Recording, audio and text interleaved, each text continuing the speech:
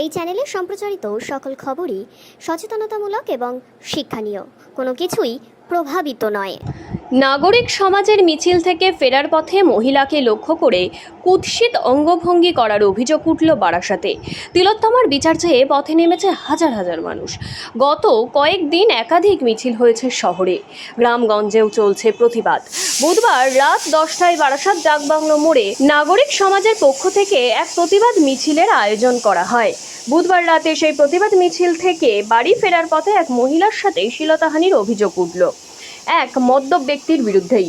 ওই মহিলার অভিযোগ, বারাসাত ডাকবাংলো মোড় থেকে মিছিলে অংশগ্রহণ করে তিনি বাড়ির উদ্দেশ্যে রওনা দিচ্ছিলেন। তিনি বাড়ি ফেরার সময় মিছিল থেকে কিছুটা দূরেই এক মদ্যপ ব্যক্তি ওই মহিলাকে কটূক্তি করতে থাকেন। মিছিল থেকে বাড়ি নিয়ে আসার জন্য সেখানে বাইক নিয়ে দাঁড়িয়েছিলেন ওই মহিলার ছেলে। ছেলের সামনে মাকে কটূক্তি করতে দেখে প্রতিবাদ করতে থাকে ছেলে। অভিযোগ, সেই সময় রাস্তায় ফেলে ছেলেকে মারধর করে ওই ব্যক্তি।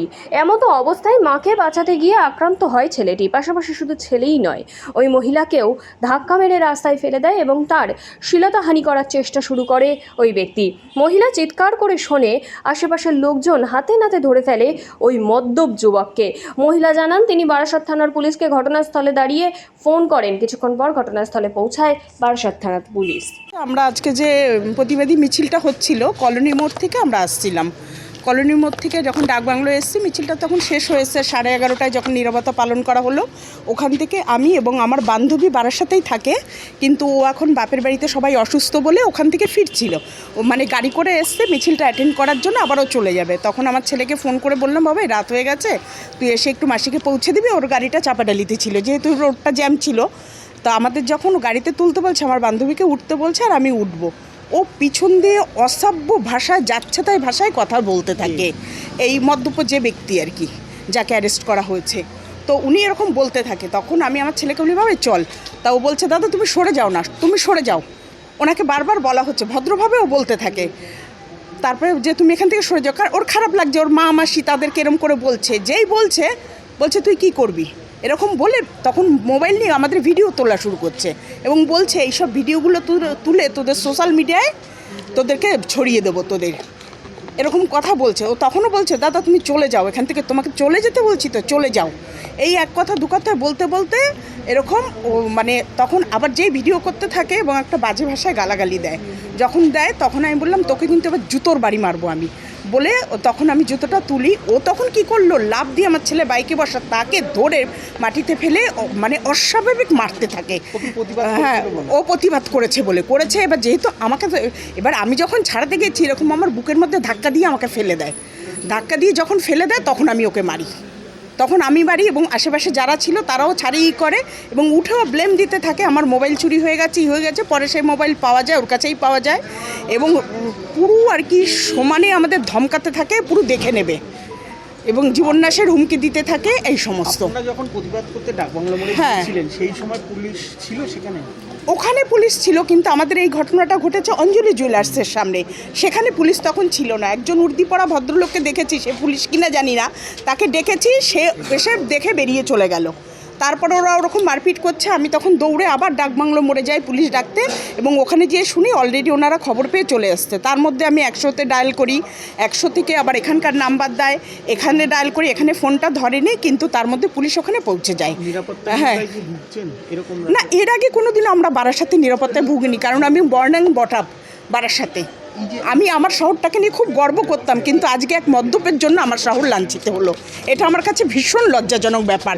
আর একটা প্রতিবাদী মিছিলে এসে যে ঘটনাটা হলো, এটা মানতে পারছি না। এই যে আপনারা প্রতিবাদ মিছিলে এসেছিলেন, হ্যাঁ, কারণেই কি আপনাদের উপর এরকম কটূক্তি? সেটা বুঝতে পারলাম না কেন করলো, কিন্তু ভদ্রলোক মানে মদ্যপ আছে এখন অবধি এবং এখনও অনবরত গালাগালি করে যাচ্ছে। হ্যাঁ, থানায় আমরা এফআইআর করেছি এবং এখান থেকে আমার ছেলেকে মেডিকেল করাতে ওরা বারাসাত হসপিটালে নিয়ে যায়।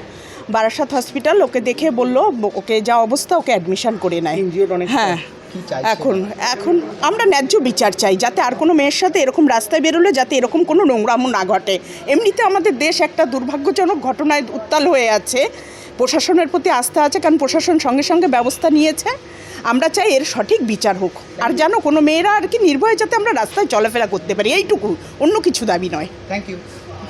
হয়েছিল মূলত আমরা মিছিল সেরে আমরা বাড়ি আসছি। হুম। আমাদের 11:30টায় নীরবতা পালন হলো। তারপরে আমরা ওই মিছিলে ভিড় কাটিয়ে আমরা ওই অঞ্জলি জুয়েলার্সের ওখানটা দিয়ে আসছি। ওখানে আমার বান্ধবীর ছেলে বাইক এনেছে। সে আমাকে বিজয় সিনেমা হলের ওখানে আমার গাড়ি আছে, আমি গাড়িতে উঠবো বলে ও আমাকে বললো, মাসি তোমাকে দিয়ে আসি বলে আমরা দুজনে গাড়িতে উঠতে যাবো। এমন সময় পাশে একজন আকণ্ঠ মদ খেয়ে রয়েছে। সে আমাদের দেখে নানা রকম অঙ্গভঙ্গি করছে আর মুখে যা আসছে তাই বলছে।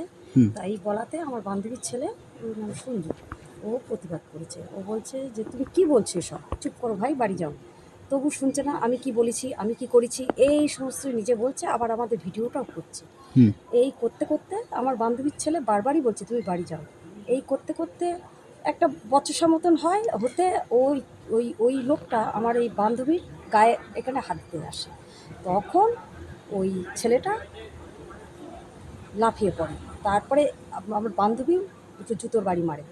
এই করতে করতে আর ও তো আমার বান্ধবীর ছেলে তো গাড়িতে বসা, ও ধুম করে ঘুরে হঠাৎ ওর জামা টামা ছিঁড়ে লাথি ঝাঁটা মেরে কি আরম্ভ করে। তারপরে মারধর হয়, পুলিশ এসে যায়, পুলিশ এসে থানায় অ্যারেস্ট করে। আপনার কি শ্লীলতাহানির অভিযোগটা কি করলেন? মানে শ্লীলতাহানির অভিযোগ করলেন, কি লেখা লিখলেন? শ্লীলতাহানিরই অভিযোগ হয়েছে এটা। একাই ছিল? ও একাই ছিল, ওর সাথে মদ্যপ অবস্থায় ছিল নাকি? হ্যাঁ। নিরাপত্তা মানে ভুগছেন? আতঙ্ক কাজ পুলিশ করছে? তো আমাদের সাহায্য করছেন, আমাদের কেস লিখলেন, আমাদের সাথে আছেন। এই যে এত মানুষ প্রতিবাদ করতে নেমেছে, সে সময় আপনারাও প্রতিবাদ করতে এসেছিলেন, সেই জায়গায় এসে এরকম না না, একটা উনি ঘটনা তো মিছিলে ছিলেন না, উনি আচ্ছা। মিছিলের কোনো লোক বলে আমার মনে হলো না। বাইরে থেকে এসে, হ্যাঁ, ফলে কোথাও কি নিরাপত্তার অভাব মনে হচ্ছে যে এত নিরাপত্তার অভাব তো লোকের সর্বত্রই আছে। এত লোকের এত মধ্যেখানেও কিছু হচ্ছে, এত কিছু দাবি তোলা হচ্ছে, মানুষ এত সজাগ হচ্ছে, তার মধ্যেও এরকম মানুষ করছে। একজন মদ খেয়ে এসে এরকম বলছে, হ্যাঁ, রাস্তার ধারে মাতলামি করছে। নিরাপত্তার তো অভাব আছেই। ঠিক ঠিক আছে, থ্যাংক ইউ।